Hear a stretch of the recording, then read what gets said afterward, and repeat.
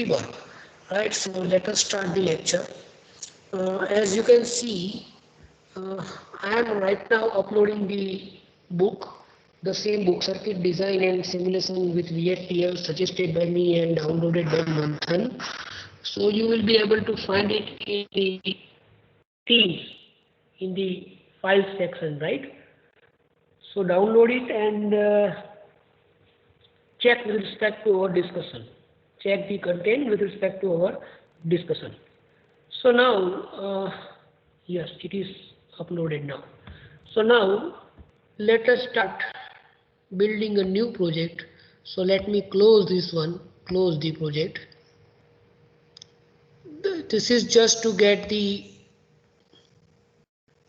idea for the configuration. So we are revising the things so that we will be comfortable to configure the projects for the FPGA, right? So I am taking a new project and let me name it as G17,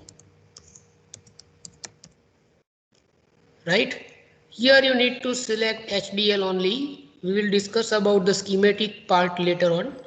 So HDL, then of course by default, as I said, it will show you XR7 series FPGAs, but then you are supposed to select this Spartan 6 and then VHDL over here if it is not, right? VHDL, then click on next, finish it. So here you have a folder for the project. Now you need to add the source file.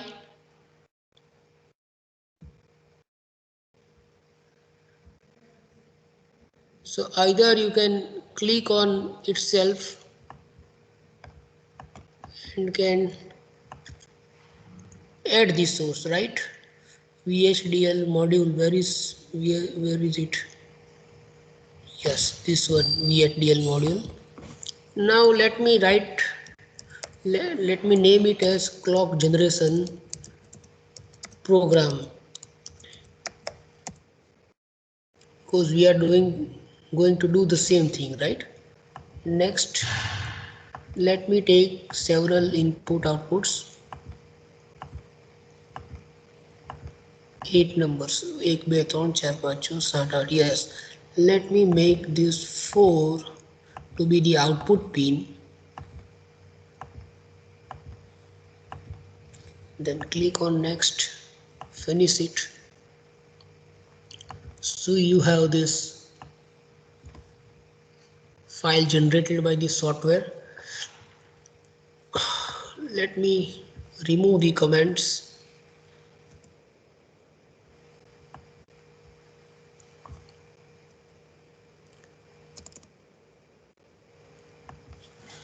You know it, right? What to write? What? There are 4 inputs. So let me take A, B, C and clock. Name can be anything. So let me take the name to be clock. And I am giving the meaningful name here. So I am assuming that on this particular input pin, I am going to provide the clock signal. So clock. Then બોલો પછી શું આવશે? Gem. Then in. બોલતા જાઓ તો જ યાદ રહેશે. Beat. Right? Similar to this, we have D, yes, E, और D ने छोड़ दिए तो E, F, G, H. Okay? Out. Yes. Beat.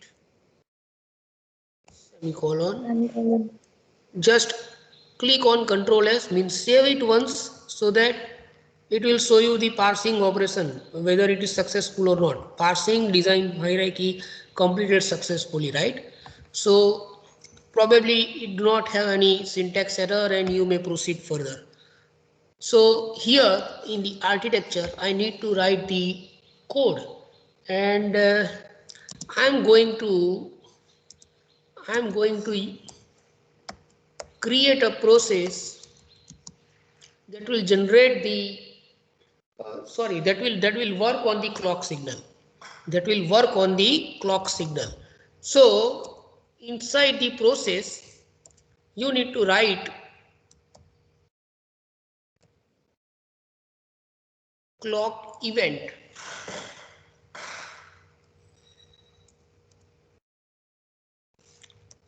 Or clock only, process clock. Okay, that's sufficient. And you know process must be ended, so end process. Like end behavioral here is ending the architecture. Similarly here we have ended the process. Up till now we have discussed about the single process only. When we'll be writing the code for multiple processes, the processes will be implemented parallelly. Means suppose this is process A, then code for this particular will generate a particular hardware. Then similarly there is a process B which works on the same clock signal. Then there is a definite hardware for the same, and A and B means the circuit for process A and circuit defining the process B will work parallelly, will be working parallelly, will be working with the same clock. Okay, so we'll be talking more about it when we'll be using the multiple numbers of processes. Right now it is sufficient to have single process, and here I need to code something that will work on the clock signal. So if, yes, now we have one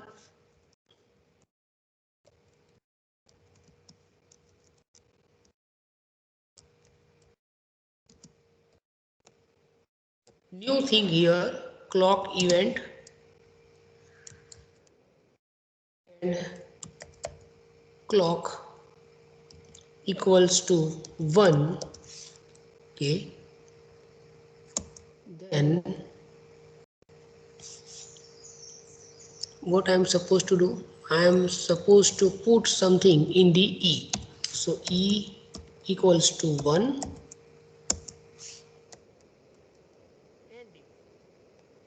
right? And similarly if clock event, oh yes, there is a mistake here, clock event, similarly clock dash event,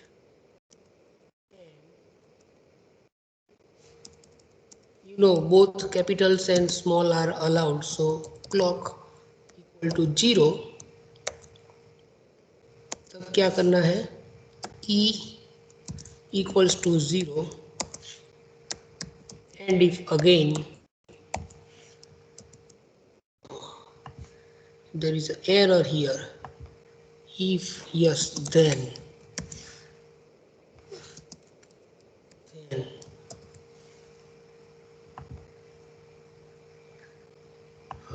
if की syntax क्या है, if की syntax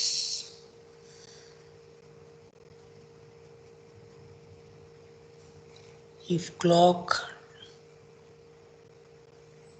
and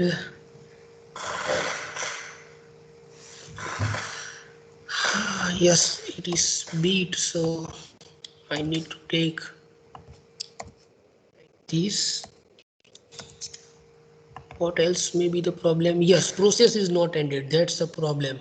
No, process is ended, process is already ended. Then what's the error?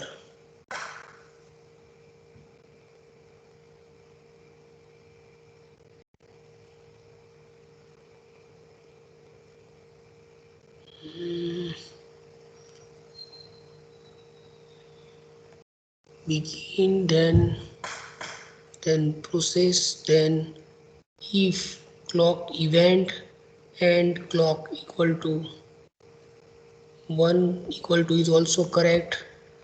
Where is it showing the error? If, at the if. So yes, process is to be begin. That's why process is to be begin. Process then begin Yes, don't forget this, otherwise, see, now this is successful. Are you following? A simple mistake may create a problem like this.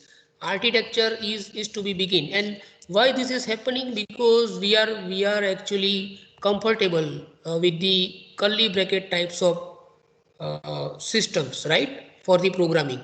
So here don't forget to put begin and end. Everything is to be begin and end. So process is to be begin. That's why I need to write begin here and I need to end the process.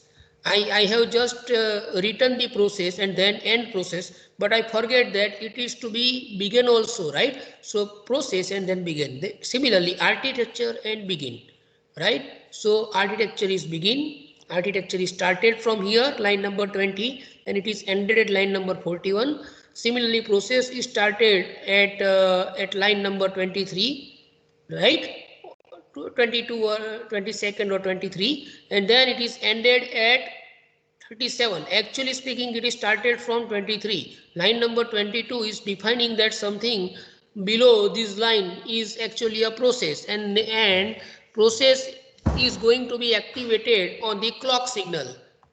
Means on some value of the clock. That's why inside the bracket I have written the clock. So process is begin, and then we are checking if clock event. Now this is a special keyword and it belongs to particularly the event, and you know in clock there are two events, right? Clock may become 1 from 0 and it may become 0 from 1. So there are edges, and that's why uh, we need to define like this clock event. So it's the event concerned with the clock. That's why clock and then dash dash represents this event is concerned with this particular clock, right? Is it clear to you? Say yes or no. Yes. Yes, And sir. Okay, so later on we will be using event in other situations also. हाँ बोलो तो कोई કહે છે? Sir આ if ની loop શું કરશે એ ના ખબર પડી પણ. હા એ સમજાવું છું હજુ. એ પહેલા આપણે આટલું ખબર પડી. ક્લોકમાં ઇવેન્ટ આપણે જે લખ્યું, event is a new keyword, right? And event is concern, event is for giving the reference of the event. So clock has two events, right? Clock has two events, the rising edge and the falling edge. So now if I want to write the code for rising edge, then I need to detect edge, means I need to refer to that edge, and that's why I have written clock then dash then event. But event can be of two types, that's why I need to define which particular event. That's why I have ended it with the clock equal to 1. And similar, so this is actually, these codes are written actually for rising edge or the positive of the clock. And similarly, this particular code is written for the zero of the clock, okay, zero phase of the clock. So this particular code will start from the falling edge. Is it any doubt regarding this particular? if કઈ રીતે લખાય છે પછી સમજાવું છું, પણ પહેલા આટલી વસ્તુ સમજ પડી અંદરનું, હા કે ના? Yes, sir. Okay. So now, like in C, we write down like if. C માં કઈ રીતે લખીએ છીએ આપણે? આવી રીતે લખીએ છીએ ને. કાગળ પેન મારી હારે. C માં આપણે આવી રીતે લખીએ છીએ.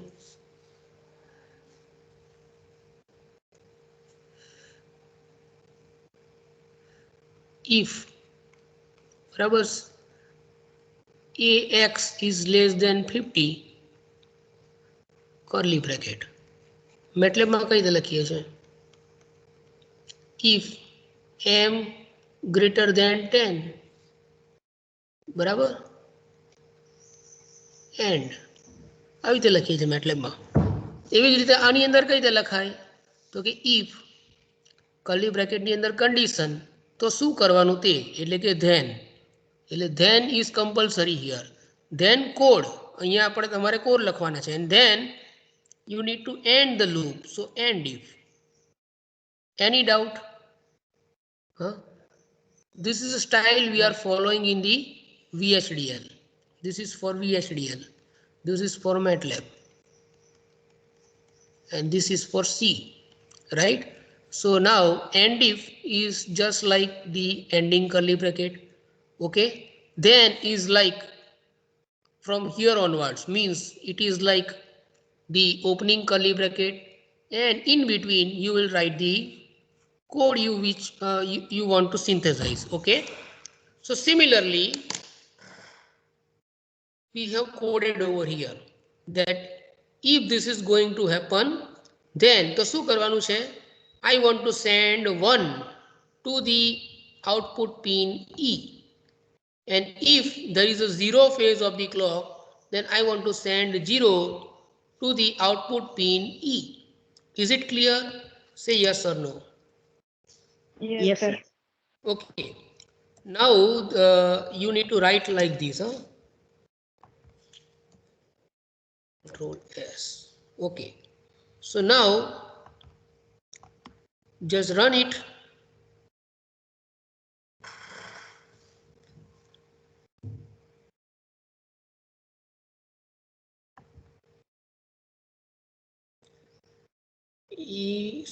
Statement is not since it does not hold its value under not clock condition. Clock equal to 0. Why not clock condition? It is there if clock event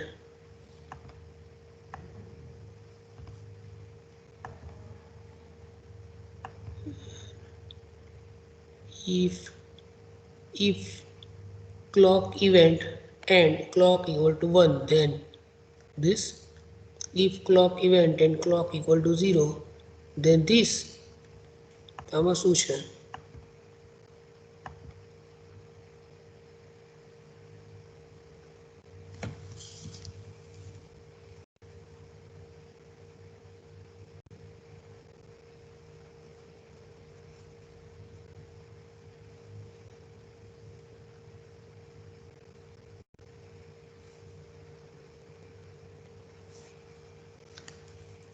same error. Sir clocking start कहाँ पे हुई है मतलब? Clocking हम देंगे ना, वो तो सिमुलेशन में देंगे हम, either by test bench or by that ready-made facility. So that's not a problem here. Clock 1 and 0, then and if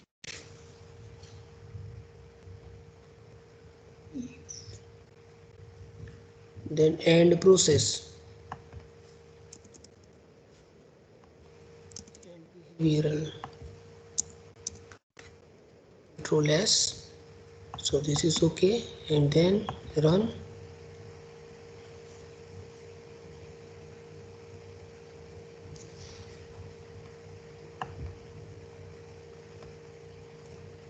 Clock equal to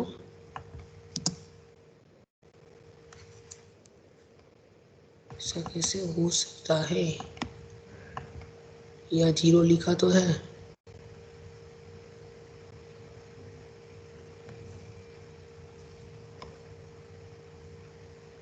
Okay, let me close this project. Let me open which I just created in the morning.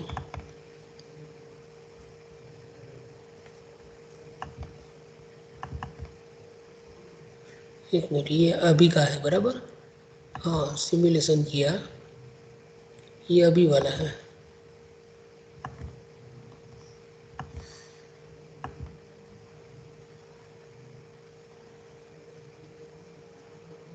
शायद simulation करना भूल गए थे.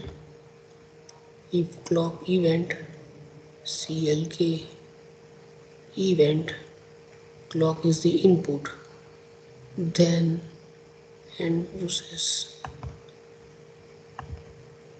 and if ये तो same आएगा, उसमें तो कुछ गलत नहीं है.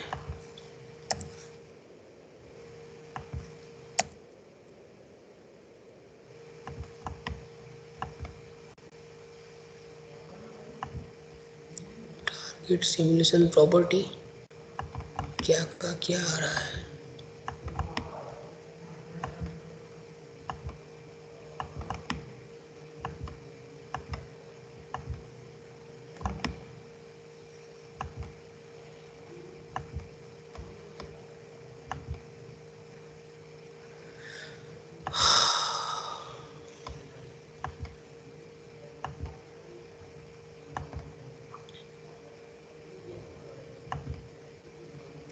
तो बंद हो जाता है।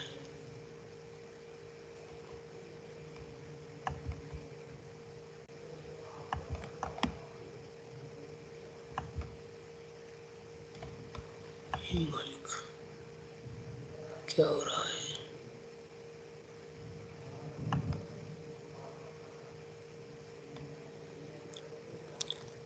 HDL you must specify the target simulator property. Target simulator property कहीं पे दिख रही है क्या? Target simulator property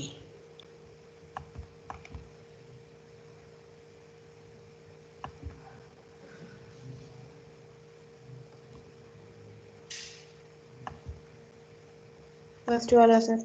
yes.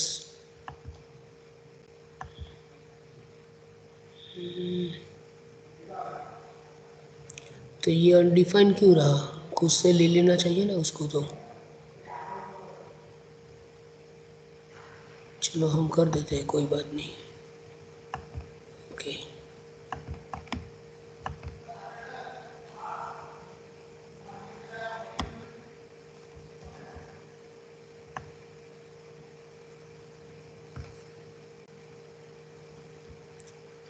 यानी ये नहीं हो पाया। कहाँ गया टारगेट सिम्युलेटर प्रॉपर्टी? वापस कहाँ गया? ये था ना अभी।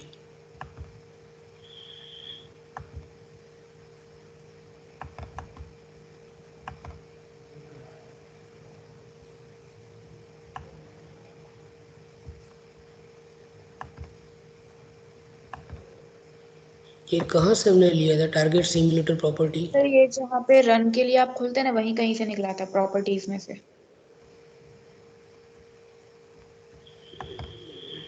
यहाँ था ना कुछ टारगेट।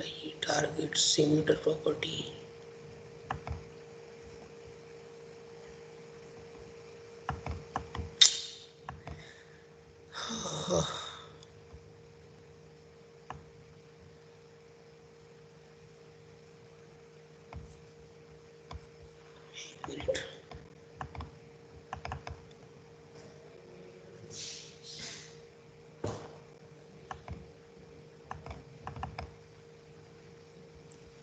ये यहाँ पे होगा टारगेट सिम्युलेटर प्रॉपर्टी।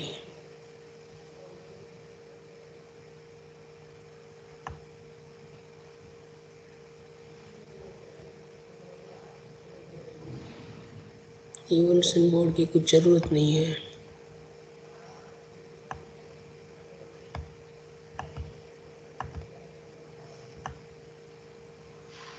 क्या हो गया? सिम्युलेटर ये रहा बराबर। हमने वेरीलॉग लिया था? नहीं, VHDL पे क्लिक किया था ना। सर हमने यहाँ से ओपन नहीं किया था लेकिन। हाँ लेकिन आएगा तो वही।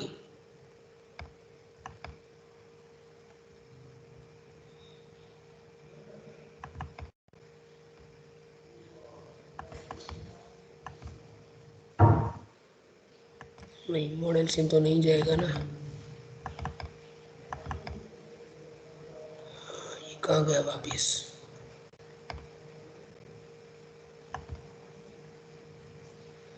हमको तो ये Xilinx का ही मिलना चाहिए। ये मॉडल सिम तो सॉफ्टवेयर ही अलग है, मॉडल सिम नहीं हो सकता है। सब मॉडल सिम भी बताया है। इसके ऊपर है क्या कुछ? ये DL वेरीलॉग मग वेरी ओके, अभी करके देखते हैं।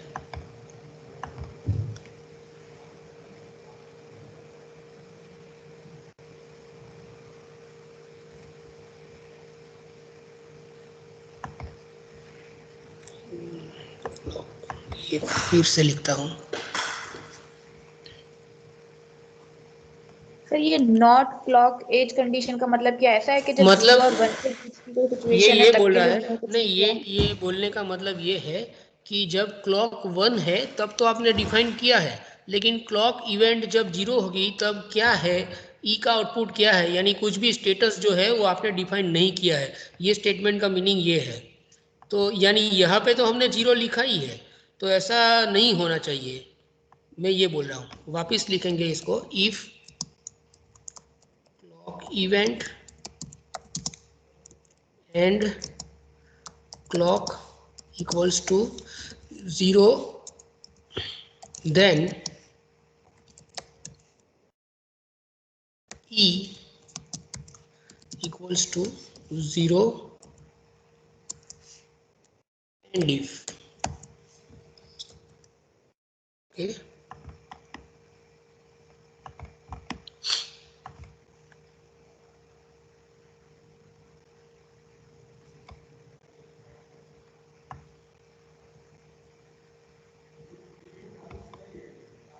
MTISE। चलो एक इसको छोड़ो, न्यू प्रोजेक्ट बना देते हैं।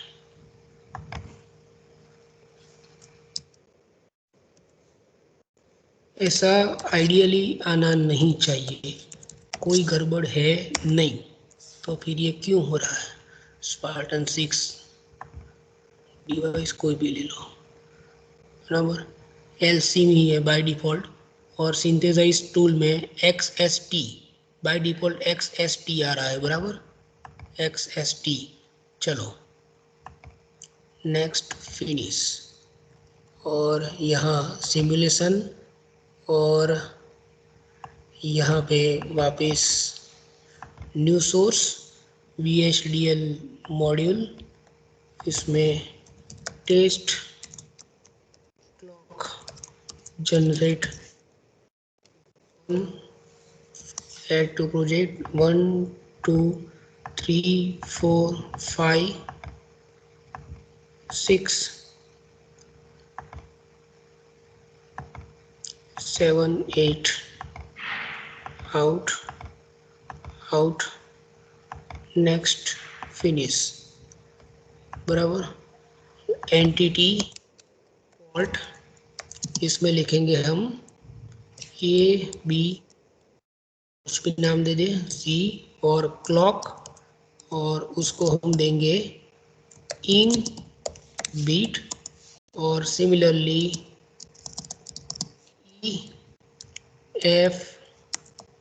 EFGH, उसको हम देंगे out colon control S। Architecture के अंदर ऑलरेडी हमने ये तो किया है, अभी प्रोसेस करना है, प्रोसेस क्लॉक, और प्रोसेस को बिगिन कर रहा हूँ, और प्रोसेस का कोई नाम तो है नहीं, बराबर, एंड प्रोसेस कर रहा हूँ। बिगिन के अंदर if clock event and CLK equals to 1, then I want to send output to E equals to 1, and करो इफ को। अगर ये मैं करता हूँ तो एरर आएगा, क्योंकि 1 के बाद सर वो नहीं लगा है। हाँ अब चलो, अगर ये मैं करता हूँ, यहाँ इसको बिल्ड करूँगा, तो एरर आनी चाहिए, क्योंकि मैं कोई नॉट वाला प्रोसेस लिख नहीं रहा हूँ।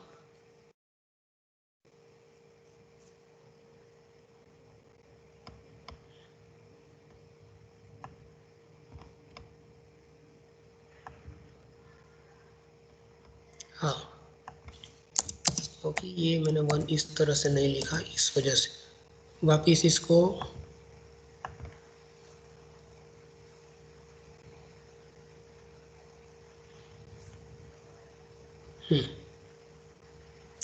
सक्सेसफुली आ गया, लेकिन वार्निंग देगा, एटलीस्ट वार्निंग देगा।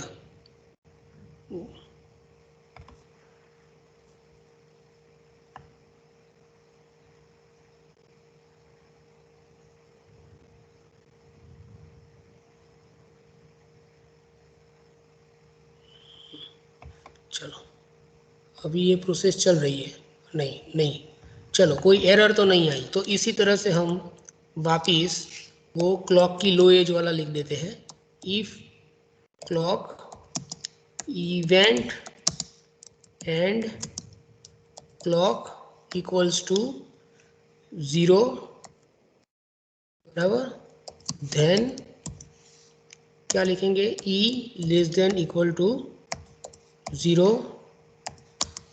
And if,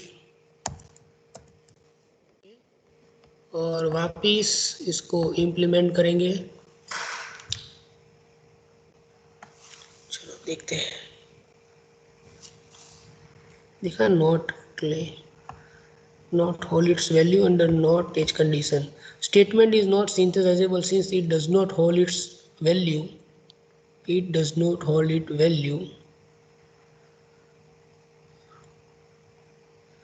under not clock edge condition.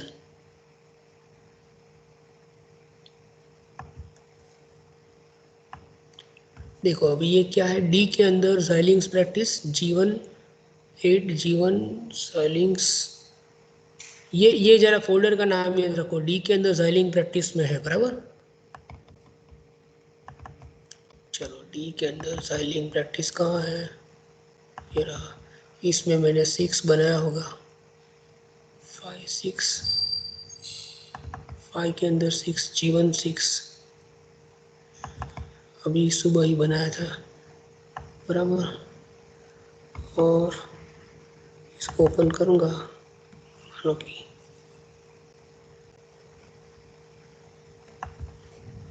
तो ये क्या आ रहा है, सिमुलेशन रन हो गया, हाँ ये तो रन हो गया। देखो इसमें मैंने क्या लिखा है, if clock event clock equal to 0 clock, देखो मैंने ये लिखा है बराबर, if clock event and clock equal to 1 then क्या करना है, ई इक्वल टू 1, और अगर ये नहीं है, if clock event and clock equal to 0 then E is equal to 0, तो मैंने वही किया है जो मैंने आगे किया था, बराबर है कि नहीं, हाँ या ना, यस सर। बराबर। अगर यानी विश्वास नहीं हो रहा है तो मैं बाकी वाले को कमेंट कर देता हूँ, ये कमेंट हो गया, ये कमेंट हो गया, ये भी कमेंट हो गया बराबर। तो अभी कोड हमारे सिमिलर हो गए, हाँ या ना, यस सर।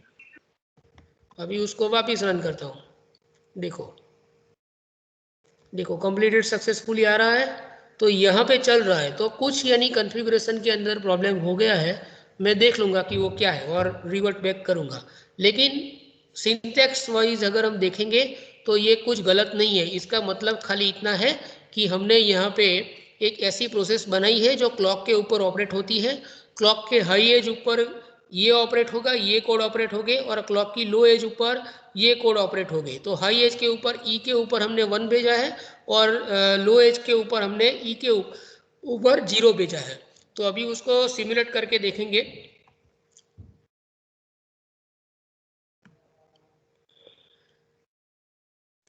देखो ये A B C clock E F G H इस वजह से आए क्योंकि हमने 8 पिन ली थी, 4 इनपुट 4 आउटपुट।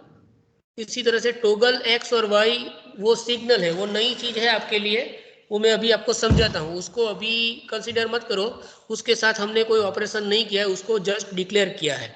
तो हमको क्या देखना है, खाली क्लॉक देखना है, और क्लॉक के हिसाब से आउटपुट ई पे क्या आता है वो देखना है बराबर।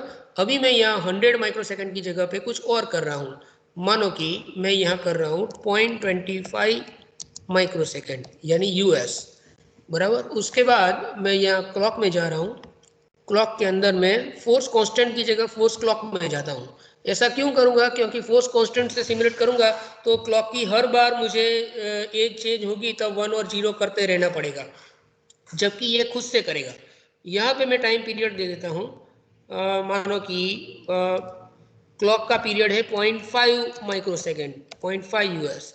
लीडिंग एज यानी जो आगे है लीड कर रही है वो 1 है और उसके पीछे 0 आ रहा है, तो इस तरह के क्लॉक में पहले क्या होगा, leading edge is 1, so it will start from 0 to 1, simulation start करोगे तब 0 में से 1 होगा, यानी स्टार्ट करने से पहले क्लॉक 0 थी, अभी 1 आया तो ये लीडिंग एज हो गई, उसके बाद 0 आया, उस तरह से आगे चलता रहेगा, बराबर। तो यहाँ पे मैं अप्लाई कर रहा हूँ, बराबर, और ओके। अभी यहाँ सिमुलेट करेंगे, ये ऑप्शन है हमारा run for the time specified, तो हमने टाइम 0.25 स्पेसिफाई किया है, देखो क्या होता है। अभी क्लॉक 0 है, बराबर, ये अभी 0 रहा और ये 1 हो गया। ये क्यों बीच में 0 रहा था, क्योंकि क्लॉक का टाइमिंग हमारा कितना है, 0.5 है, बराबर, 0, हाँ हाँ, तो 0.25 पे होता रहेगा, बराबर है, 0.25, 0.25, देखो हर 0.25 में ये बदलता है, बराबर है, हाँ या ना, यस सर। बराबर। और साथ में ई भी बदल रहा है, देखो ई भी 1 और 0 हो रहा है, ई भी 1 और 0 हो रहा है, देख रहे हैं ना आप, यहाँ पे 1 में से 0, 0 में से 1 हो रहा है, यस सर। बराबर।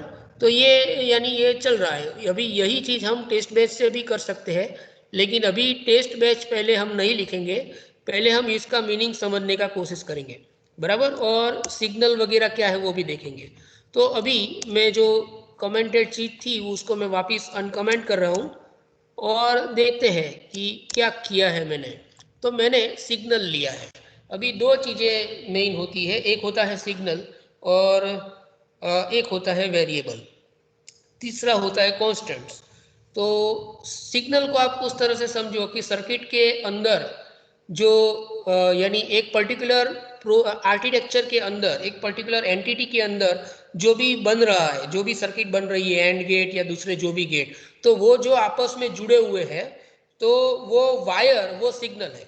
यानी actually it is an information going from one digital gate or digital component to another, right? And similarly you can also consider it as input to the entity and output input to the process and output of the process, बराबर, ये आप समझ सकते हो।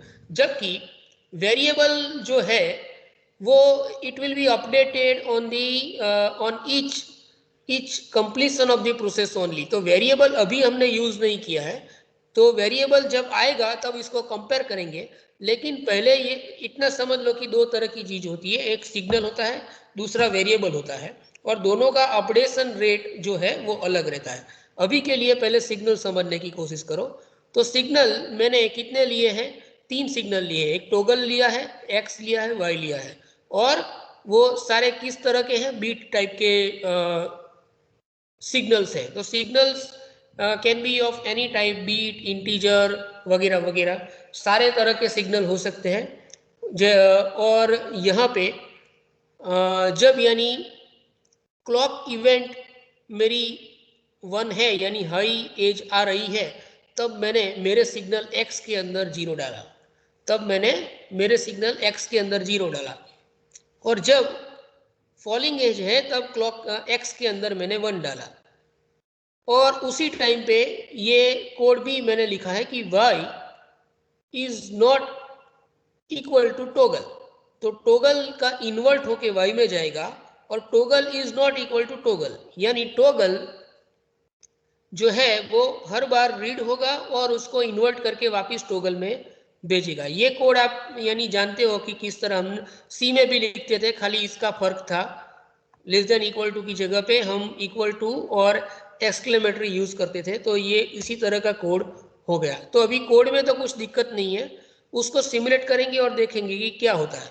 लेकिन यहाँ समझने वाली बात क्या है कि ये जो सिग्नल है वो कब अपडेट होते हैं वो जरा बराबर से देखिएगा, जब हम सिमुलेशन करेंगे उस टाइम पे, बराबर। चलो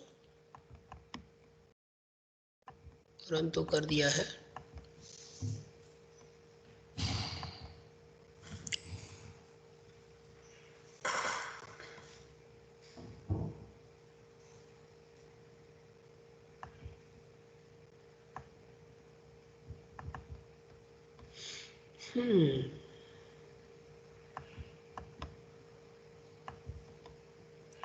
क्लॉक को क्या करेंगे, 0.5,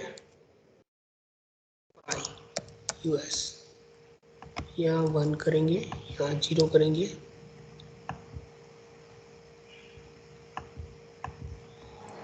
यहाँ पे क्या करेंगे,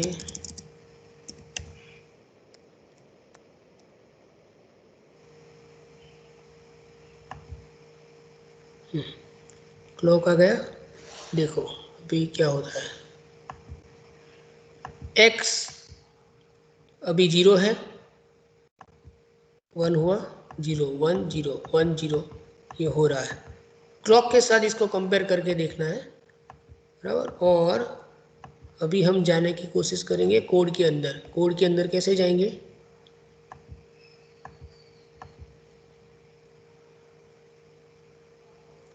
कोड के अंदर किस तरह से जाएंगे, स्टेप एग्जीक्यूशन से जाएंगे, बराबर, स्टेप करेंगे। चलो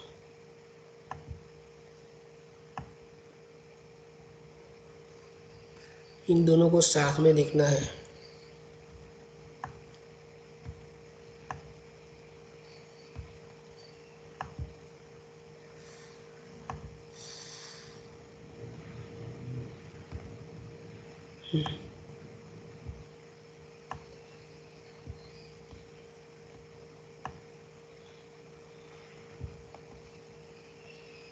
चलो स्टेप स्टेप स्टेप, ये रहा।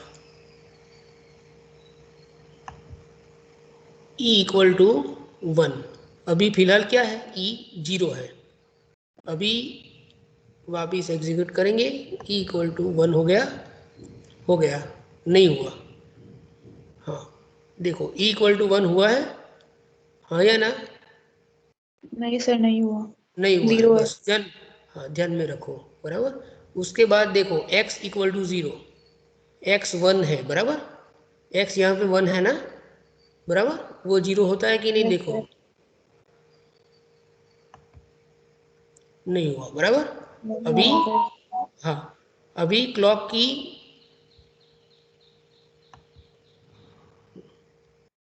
देखो अभी अभी x क्या हो गया, अभी x क्या हो 0। गया, और E क्या हो गया, 0। 1। 1 हो गया। तो कंक्लूजन क्या हुआ, क्या कंक्लूजन आया, बोलो। हाँ चलो वापिस करते हैं। अभी कहाँ जाएगा क्लॉक की, चलो ये 0 पे। 0.5 माइक्रो सेकेंड की जगह पे उसको कुछ और कर देते हैं,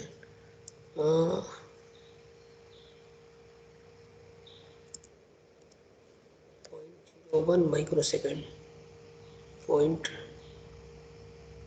हाँ बराबर है।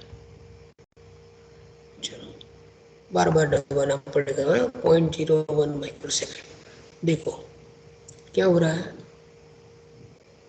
E equal to 0, E equal to 0 update हुआ है, नहीं हुआ है, x इक्वल नहीं टू हुआ, 1, क्लॉक 0 है पर हाँ, ई 1 है और x x भी 1 अपडेट नहीं हो रहा है, पॉइंट टू बी नोटेड, बराबर। अभी टोक देखो, टोक 1 है, बराबर, और टोक, हाँ टोक 0 हो गया। टोक 0 क्यों हुआ, क्योंकि ये खत्म हो गया। अभी अभी वापिस देखो, देखो ये क्लॉक की हाई एज में गया, बराबर, कितना है टाइम हुआ, 0.01 माइक्रो सेकेंड, वापिस 0.01 micro second, E equal to 1 हो गया है, नहीं हुआ है, x 0 इक्वल है। टू 1 में से 0 हुआ, नहीं हुआ, 1 है। हाँ नहीं हुआ, बराबर। टाइम कितना है अभी, 0.01 माइक्रो सेकेंड है। देखो अभी क्या हो रहा है, अब क्लॉक 0 हुई है, ई 1 हो गया है। हाँ क्या एग्जीक्यूट हो रहा है अभी, पहले ऊपर वाला एग्जीक्यूट हुआ था, बराबर, अब क्लॉक की 0 इवेंट एग्जीक्यूट हो रही है। 0.01 माइक्रो सेकेंड, और मुझे कहाँ तक पहुँचना है, 0.25 माइक्रो सेकेंड। तो मुझे कितनी बार क्लिक करना पड़ेगा, बहुत सारी बार क्लिक करूंगा, तब जाके मैं 2.5 तक पहुंच पाऊंगा ना। क्लॉक तो मेरी ज़्यादा पीरियड की है, लेकिन ये कम पीरियड के अंदर ही ये जब पूरा ख़त्म होता है तब अपडेट होता है। यानी ये जैसे कि इस तरह से है कि ये जितना भी E इक्वल टू 1 और x इक्वल टू 0 जो भी सर्किट बना रही है, उसके आउटपुट में एक लैच डिवाइस रखी है। किस तरह से है, मानो कि ये एक सर्किटरी है कि जो E इक्वल टू कुछ कर रहा है, और ये दूसरी सर्किट है जो E equal to x equal to 0 कर रहा है। अभी ये दोनों के साथ एक लैच लगाया हुआ है। लैच के लिए आप जानते हो कि लैच का इनपुट आउटपुट पे कब जाएगा, जब यानी उसको सिग्नल मिलेगा तब। आप क्या पढ़े थे, क्लॉक सिग्नल मिलेगा तब। लेकिन यहाँ कौन सा क्लॉक मिल रहा है, वो वाला क्लॉक नहीं जो हमने बनाया है, उसके अलावा एक और ये सर्किट की प्रोसेस कंप्लीशन का एक सिग्नल है, ऐसा आप समझ सकते हो। तो जैसे ही ये सारी प्रोसेस पूरी हो जाएगी तब ये सब पैरेलली आपको यानी अवेलेबल होने चाहिए, बराबर। E इक्वल टू 1 अलग टाइम पे अवेलेबल होगा, x इक्वल टू 0 अलग टाइम पे अवेलेबल होगा, तो वो गलत है। बिकॉज ये कोड हमने सीक्वेंशियली लिखे हैं, ये कोड हमने सीक्वेंशियली लिखे हैं, लेकिन असल में ये सीक्वेंशियली क्यों लिखे हैं, क्योंकि साथ में हम लिख ही नहीं सकते हैं। ये कोई कंट्रोलर प्रोसेसर तो है नहीं कि पहले इसको एग्जीक्यूट करेगा, उसके बाद इसको एग्जीक्यूट करेगा, इसके बाद इसको एग्जीक्यूट करेगा, ऐसा तो है नहीं। तो क्लॉक की हाई एज के अंदर जो एग्जीक्यूट करने के लिए जो भी यानी सर्किटरी है, कहाँ गया पेन, ये रहा, बराबर। वो उन सब का आउटपुट एक ही टाइम पे मिले, उसके लिए हमने एक लैच बनाया होता है, और वो लैच ऑपरेट होने के बाद ही सिग्नल्स जो है वो हमारे अपडेट होते हैं, उससे पहले नहीं, उससे पहले नहीं। जबकि वेरिएबल में वो चीज़ उल्टी होगी, वेरिएबल में वो चीज़ उल्टी होगी। ये वेरिएबल हम जब बनाएंगे तब मैं तब आपको डेमोस्ट्रेट करके दिखाऊंगा। लेकिन अभी के लिए ये समझिए कि जो इंफॉर्मेशन या वायर मेरा x इक्वल टू 1 के लिए था, बराबर, it will be updated after the process gets over. And who is defining the process, who is defining the process, this circuitry, okay। so ये असल में 1 और 0 होगा कब, क्लॉक से पहले, या यानी क्लॉक के टाइम खत्म होने से पहले, या क्लॉक के टाइम खत्म होने के बाद, या क्लॉक के टाइम के खत्म होने पे ये वापिस रिकन्फर्म करते हैं, बराबर। चलो एक बार सिमुलेशन बंद करते हैं, वापिस मैं इसको रन करता हूं, और इस बार इसको यानी हम क्या करेंगे, इसको हम क्लॉक का टाइमिंग जो है वो हम 10 या 20 माइक्रोसेकंड रखेंगे। क्लॉक पीरियड टाइमिंग रखेंगे 20 माइक्रोसेकंड्स। टोटल टाइमिंग हमारा 20 माइक्रोसेकंड्स है, तो 50% ड्यूटी के हिसाब से हाई पल्स 10 माइक्रोसेकंड की है, लो पल्स हमारी 10 माइक्रोसेकंड की है। लीडिंग एज 1 है, और ये मानो कि या लीडिंग एज 0 रखो और इसको 1 रखो, बराबर। Apply, okay. और अभी यहाँ पे एक एक माइक्रोसेकंड के स्टेप से हम काम करेंगे। चलो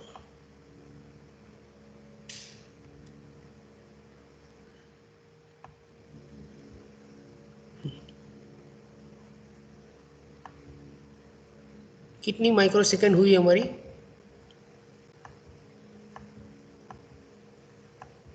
वो कौन दिखा रहा है, कितनी माइक्रोसेकंड हुई वो कौन दिखा रहा है, देखो यहाँ पे है PS यानी पिको सेकंड।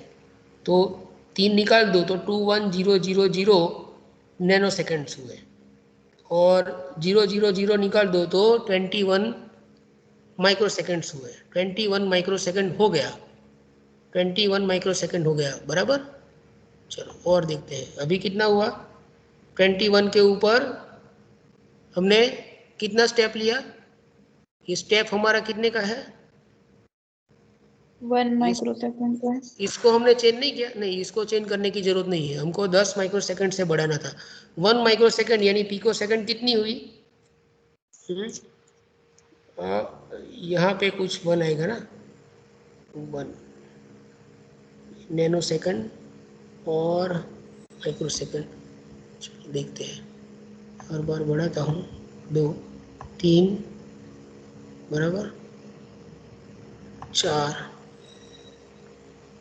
5 6 5 बार क्लिक करने के बाद ये क्लॉक का टाइम पूरा हुआ ना। देखो ये कितना है अभी 21 से लेके 31 माइक्रो सेकेंड, यानी एक प्रोसेस मेरी पूरी हुई। ये एक प्रोसेस पूरी हुई तब जाके ये बदला होगा, ई इक्वल टू 1 हुआ।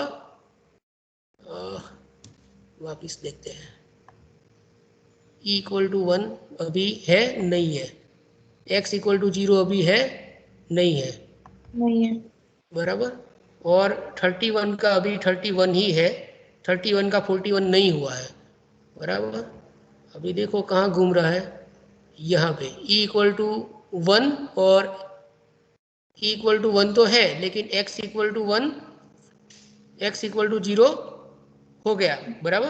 हो गया। और यहाँ पे 41 माइक्रो सेकेंड आ गया। वापिस केयरफुल ऑब्जर्वेशन करो, देखो ये क्या हो रहा है, 41 से लेके हमारी लो एज शुरू हो रही है।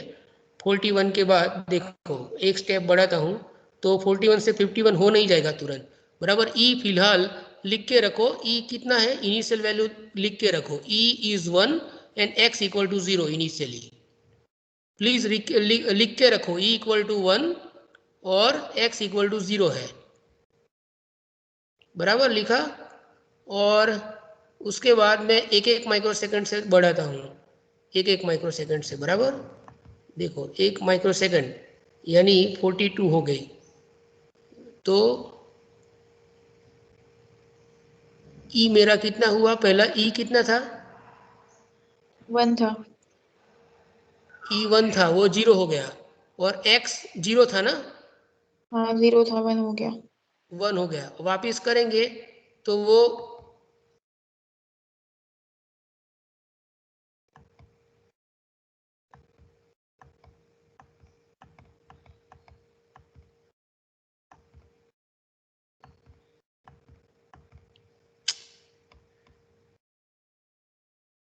स्टेप एग्जीक्यूशन करते हैं। देखो पॉइंटर चला जाता है इसमें, ई हो गया चलो ना सर अपडेट, 1 और 0 हो गए। 61, एक बार 62 हो जाने देते हैं, 71 हो जाने देते हैं, 71 बराबर।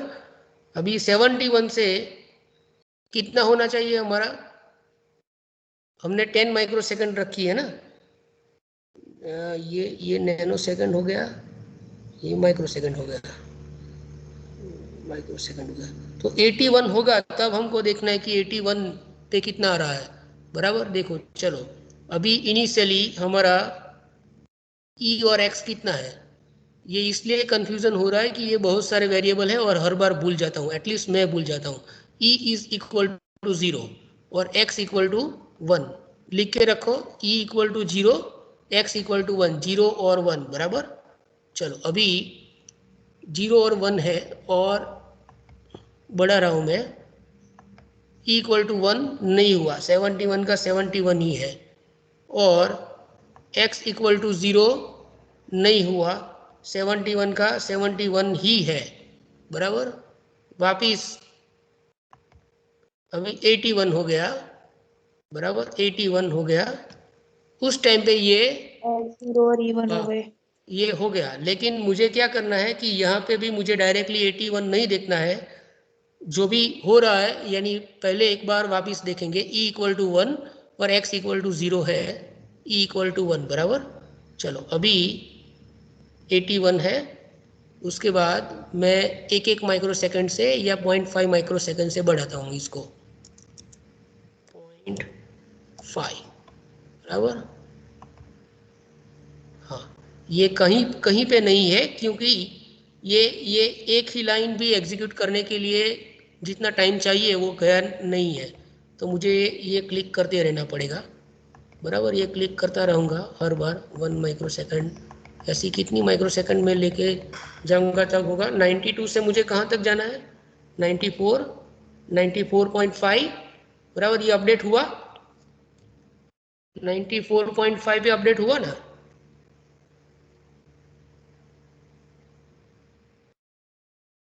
नहीं हुआ। x 0 और 1 ही थे ना पहले भी। हाँ 95 कितने पे होगा, 96 पे होगा ना।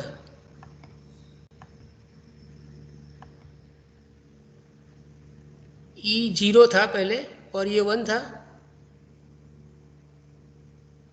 हाँ, यस सर। ई 0 था और ये 1 था, तो अभी ये 1 और 0 हो गए हैं, और हमारा ये 96 के ऊपर चला गया। ये हमने कब शुरुआत की थी? 96 100 पे 81 पे शुरुआत की थी। हाँ देखो, एक एक चीज हमको पक्की करनी है सिमुलेशन के अंदर कि ये अभी अभी ये हो नहीं पा रहा है, ये हमारा टाइम भी खत्म हो गया। मैं क्या करना है वो मैं आपको बोल देता हूँ, आप करने की कोशिश कीजिए। और जो भी ऑब्जर्वेशन है थियोरेटिकली जो आ रहा है वो मैंने बोल दिया कि क्या होना चाहिए, बराबर। वो बात जाने दो, ऑब्जर्वेशन पहले देखो कि ऑब्जर्वेशन में वो क्या दिखा रहा है। मुझे ये देखना है कि भाई ये जो प्रोसेस है, मानो कि एक क्लॉक का टाइमिंग, मानो कि एक क्लॉक का पॉजिटिव क्लॉक का टाइम मानो कि 10 माइक्रोसेकंड है, और नेगेटिव क्लॉक का टाइम भी मानो कि 10 माइक्रोसेकंड है। तो ये जो प्रोसेस में रन करता हूँ, तो मानो कि 10 माइक्रोसेकंड नहीं, मैं एक माइक्रोसेकंड से इंक्रीमेंट कर रहा हूँ। तो ये एक बार ये एग्जीक्यूट हो गया, ये दूसरी बार एग्जीक्यूट हो गया, और ये दोनों लाइन एग्जीक्यूट होने के अंदर मानो कि 2 माइक्रोसेकंड का टाइम जाता है, बराबर। ऐसा कोई 2 माइक्रोसेकंड का अलग से टाइमिंग दिखाएगा कि नहीं, श्योर नहीं हूँ, लेकिन मानो कि 2 माइक्रोसेकंड वो दिखाता है। तो यानी स्टेप को इस तरह से आपको एडजस्ट करने हैं। तो 2 माइक्रोसेकंड से अगर मैं 10 माइक्रोसेकंड तक जाता हूँ, तो 10 माइक्रोसेकंड के बाद तो ये अपडेट होने ही वाला है, क्योंकि वो क्लॉक तब जाके अपडेट हो रहा है। लेकिन क्या ऐसा पॉसिबल है कि मैं 10 माइक्रोसेकंड पे सीधा अपडेट ना करने की बजाय 1 माइक्रोसेकंड, 2 माइक्रोसेकंड, 3 माइक्रोसेकंड, 4 माइक्रोसेकंड के लिए चेक करता करता करता जाऊं? 2 माइक्रोसेकंड तक ये दोनों लाइन एग्जीक्यूट हो गई होगी, और उसके बाद मैं ये वेरीफाई करूं कि भाई ये अपडेट तब तक नहीं होता है जब तक यानी क्लॉक सिग्नल हमारा चेंज होता है या नहीं होता है। समझ में आया क्या बोल रहा हूं? क्या करना है वो? हेलो? Yes sir. मैं एक बार ड्राइंग करके दिखाता हूँ। हाँ, एक बार ड्राइंग करके दिखाता हूँ। ये डिस्कशन बहुत फिर बेमतलब का हो रहा है। ये मानो कि 10 माइक्रोसेकंड टाइम है, ये 10 माइक्रोसेकंड टाइम है, ये मानो कि 10 माइक्रोसेकंड टाइम है, इतना, बराबर। मुझे ये दिखाना है कि मेरी प्रोसेस मानो कि यहाँ के 2 माइक्रोसेकंड्स में ख़त्म हो जाती है, e इक्वल टू 1 की और x इक्वल टू 0 की, और इस तरह से यहाँ पे e इक्वल टू 0 की और x इक्वल टू 1 की ख़त्म हो जाती है। तो ये यहाँ से अपडेट होता है या यहीं जाके अपडेट होता है सिमुलेशन के अंदर, वो हमको वेरीफाई करना है। समझ में आया? Yes sir. बराबर। ये 2 माइक्रोसेकंड की जगह भी कोई कोई भी माइक्रोसेकंड में होता हो, वो 2 की जगह 3 होगा तो भी चलेगा, बराबर। या 2.5 होगा तो भी चलेगा, या 4 होगा तो भी चलेगा, लेकिन ये 10 माइक्रोसेकंड से पहले ख़त्म होगा। तो ये पहले ख़त्म हो जाना चाहिए, और बीच वाले टाइम के अंदर अपडेट मिल रहा है कि नहीं, हमको वो यानी वेरीफाई करना है। समझ में आ रहा है क्या बोल रहा हूँ? ऑब्जेक्टिव क्या है, पता चला? Yes sir. यस बराबर, ओके। तो वो जरा करने की कोशिश कीजिएगा, बराबर। हाँ, यहाँ से मैंने चेंज यहाँ से कर सकते हैं, लेकिन हर बार चेंज करने के बाद मैं खुद ही यहाँ पे कंफ्यूज हो रहा हूँ। अभी याद ही नहीं रहता है कि यहाँ क्या था और यहाँ क्या कंपेयर कर रहा हूँ। ये चीज़ याद रखता हूँ तो ये भूल जाता हूँ, और ये याद रखने की कोशिश करता हूँ तो ये भूल जाता हूँ। तो असल में यानी मैं कब की लास्ट 5-10 मिनट से मैं फेल हो रहा हूँ, जो मुझे चेक करना है वो, बराबर। तो मैंने आपको समझा दिया, वो जरा खाली एक बार चेक करने की कोशिश कीजिएगा, बराबर।